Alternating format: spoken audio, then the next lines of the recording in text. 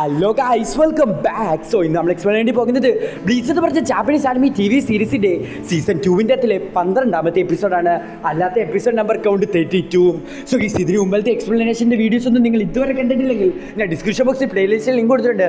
നിങ്ങൾ ജസ്റ്റ് അത് പോയി ചെക്ക് ചെയ്ത് നോക്കുക. അതുപോലെ തന്നെ നമ്മുടെ ചാനൽ ആദ്യമായിട്ട് കാണുന്ന ഒരാളാണ് നിങ്ങളെങ്കിൽ ജസ്റ്റ് ഒന്ന് സബ്സ്ക്രൈബ് ചെയ്തേക്ക്. അതുപോലെ വീഡിയോക്ക് ലൈക്ക് തന്നേക്ക്.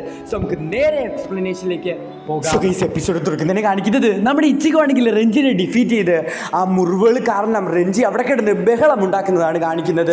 ഈ വളരെയധികം വേദന അനുഭവിക്കുന്ന സമയത്ത് തന്നെ നമ്മുടെ റെഞ്ചിയുടെ മനസ്സിലേക്ക് റൂക്കിയുടെ ഒരുപാടധികം മെമ്മറീസ് വരുന്നു.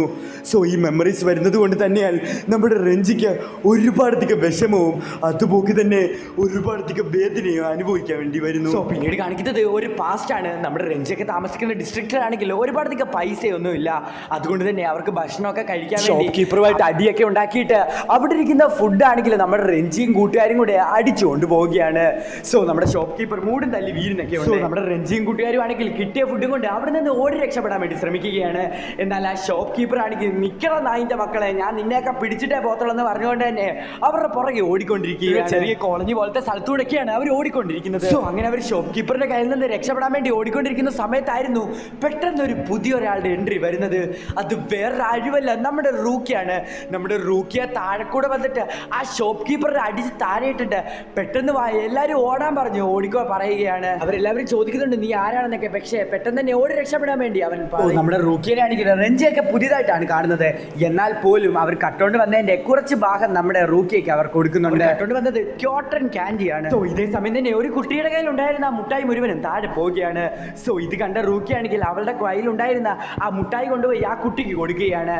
സോ ഇത് കണ്ട നമ്മുടെ റെഞ്ചിക്കാണെങ്കിൽ റൂക്കിയെ നല്ല രീതിയിൽ തന്നെ ഇഷ്ടപ്പെടുകയാണ്. അവിടെ നിന്ന് ഇറങ്ങിപ്പോയ നമ്മുടെ റൂക്കിയെ തപ്പി റെഞ്ചി വെളിയിലേക്ക് പോവുകയാണ്. മടക്കി കയറി ഇരുന്ന് കണ്ട നമ്മുടെ റൂക്കിയ നീ എന്നെയാണോ തപ്പുന്നതെന്ന് ചോദിക്കുന്നു. ഞാൻ എന്തിനാ നിന്നെ തപ്പുന്നേ? ഞാൻ നിന്നെ ഒന്നും അല്ല തപ്പുന്നതെന്ന് നമ്മുടെ റെഞ്ചി വളരെയധികം നാണത്തോടെ അവളോട് പറയുന്നു.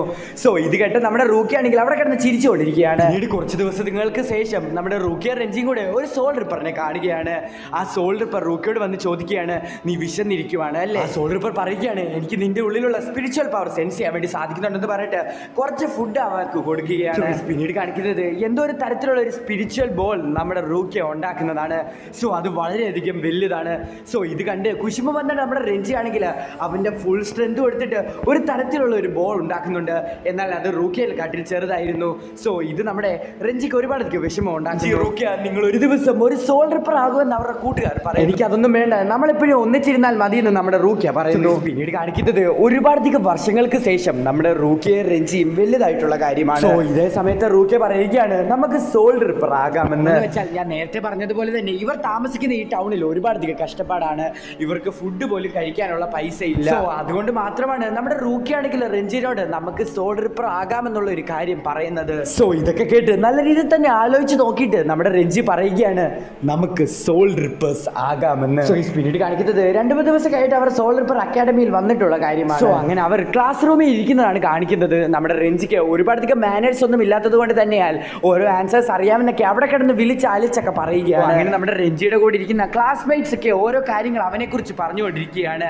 അവൻ ആ റൂക്കോ ഡിസ്ട്രിക്റ്റിൽ നിന്നാണ് വരുന്നത്, അതുകൊണ്ടാണ് അവൻ ഇങ്ങനെയൊക്കെ പെരുമാറുന്നത്, ഇവനൊരു പൊട്ടനാണ്, അങ്ങനെയാണ് ഇങ്ങനെയാണെന്നൊക്കെ അവർ പറഞ്ഞുകൊണ്ടിരിക്കുകയാണ്. പിന്നീട് ക്ലാസ്സൊക്കെ കേട്ട് നമ്മുടെ റൂക്കിയ റെഞ്ചിനെ പോയി കാണുകയാണ്. കാരണം എന്ന് വെച്ചാൽ നമ്മുടെ റെഞ്ചിനെ കുറിച്ച് ഒരുപാടധികം കാര്യങ്ങൾ പറയുന്ന റൂക്കിയക്ക് വിഷമമാകും. സോ അതുകൊണ്ട് തന്നെ നമ്മുടെ റൂക്കിയാണെങ്കിൽ റെഞ്ചിനെ മോട്ടിവേറ്റ് ചെയ്യുകയാണ്. നീ അവർ പറയുന്ന കാര്യങ്ങളൊന്നും നോക്കണ്ട, അവരൊക്കെ നോബൽ ഫാമിലീസ് ഉള്ളവരാണ്, നീ ഉറപ്പായിട്ട് വിജയിക്കുമെന്നൊക്കെ നമ്മുടെ റൂക്കിയ പറയുകയാണ്. നമ്മുടെ റൂക്കിയനെ തപ്പി നമ്മുടെ റെഞ്ചി ഓടിക്കൊണ്ടിരിക്കുന്ന സമയത്താണ് ഒരു കാര്യം കാണുന്നത്. ഒരു വലിയ നോബൽ ഫാമിലിയോട് നിൽക്കുന്ന റൂക്കിയനെയാണ് നമ്മുടെ റെഞ്ചി കാണുന്നത്. നമ്മുടെ റൂക്കിയനാണെങ്കിൽ കുച്ചിക്കി എന്ന് പറഞ്ഞാൽ വളരെയധികം നോബിളായിട്ടുള്ള ഒരു ഫാമിലി അഡോപ്റ്റ് ചെയ്യാൻ വേണ്ടി റിക്വസ്റ്റ് അയച്ചിരിക്കുന്നു. നമ്മുടെ റെഞ്ചി അവിടെ നിന്ന് കാണുന്നുണ്ട്. സോ അതിൻ്റെ അകത്തുള്ള ബാക്കിയ കുച്ചിക്കിൻ്റെ സ്പിരിച്വൽ പവർ നല്ല രീതിയിൽ തന്നെ നമ്മുടെ റെഞ്ചിക്ക് സെൻസ് ചെയ്യാൻ വേണ്ടി സാധിക്കുന്നുണ്ട്. അവൻ വളരെയധികം പവർഫുൾ ആണെന്നും നമ്മുടെ റെഞ്ചിക്ക് മനസ്സിലാകുകയാണ്. സോ അങ്ങനെ അവരെല്ലാവരും അവിടെ നിന്ന് പോവുകയാണ്. സോ അവരെല്ലാവരും പോയി കഴിഞ്ഞതിന് ശേഷം ഒരുപാടധികം വിഷമെന്ന് വന്ന നമ്മുടെ റൂക്കിയ റെഞ്ചിനോട് വന്ന് പറയുകയാണ് എന്നെ കുച്ചിക്കി ക്ലാൻ അഡോപ്റ്റ് ചെയ്യാൻ അവരുടെ പോയാൽ പിന്നെ എനിക്ക് നിന്നെ കാണാൻ സാധിക്കത്തില്ലെന്ന്. ഇതേ സമയം തന്നെ നമ്മുടെ രഞ്ജി പറയുകയാണ് അതൊന്നും കുഴപ്പമില്ല മോളെ, നിനക്ക് കിട്ടിയ ചാൻസ് നീ മുതലാക്കുക. അവർ വളരെയധികം വലിയൊരു നോബൽ ഫാമിലി തന്നെയാണ്. സോ അതുകൊണ്ട് തന്നെ നിനക്ക് 4 നേരം വെട്ടി വിരുങ്ങാം. സോ അതുകൊണ്ട് തന്നെ നീ അങ്ങോട്ട് പോകാനെന്നൊക്കെ പറഞ്ഞുകൊണ്ടിരിക്കുകയാണ് നമ്മുടെ രഞ്ജി പറയുന്ന കാര്യങ്ങളൊക്കെ കേട്ടിട്ട് ഒരുപാടധികം വിഷമം വന്ന നമ്മുടെ റൂക്കി ആണെങ്കിൽ രഞ്ജിയുടെ കൈ തട്ടി മാറ്റിയിട്ട് താങ്ക്സ് എന്ന് പറഞ്ഞിട്ട് അവിടെ നിന്ന് ഓടി പോവുകയാണ്.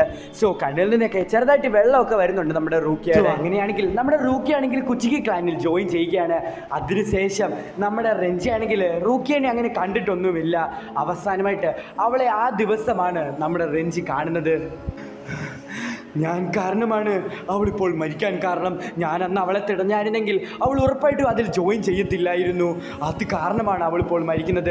അത്രയും വലിയ മുറിവുകളൊക്കെ നമ്മുടെ റെഞ്ചിയുടെ ദേഹത്തുണ്ടെങ്കിലും റെഞ്ചി ചാടി എഴുന്നേറ്റിട്ട് നമ്മുടെ കഴുത്തിൽ കയറി പിടിക്കുകയാണ്. വളരെയധികം വിഷമത്തോടെ നമ്മുടെ റെഞ്ചി കരഞ്ഞുകൊണ്ട് പറയുകയാണ് നമ്മുടെ ഇച്ചിഗോനോട്, please please please save Har.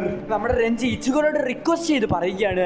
So ഇത് കേട്ടിട്ട് നമ്മുടെ ഇച്ചിഗോയ്ക്ക് ഇവിടെ എന്താണ് സംഭവിക്കുന്നതെന്ന് മനസ്സിലാകുന്നില്ല. എന്തൊക്കെ സംഭവിച്ചാലും ഞാൻ മരിക്കേണ്ടി വന്നാലും ഞാൻ ഉറപ്പായിട്ടും റൂക്കിയനെ രക്ഷിച്ചിരിക്കുമെന്ന് നമ്മുടെ ഇച്ചിഗോ റെഞ്ചിക്ക് പ്രോമിസ് കൊടുക്കുന്നു.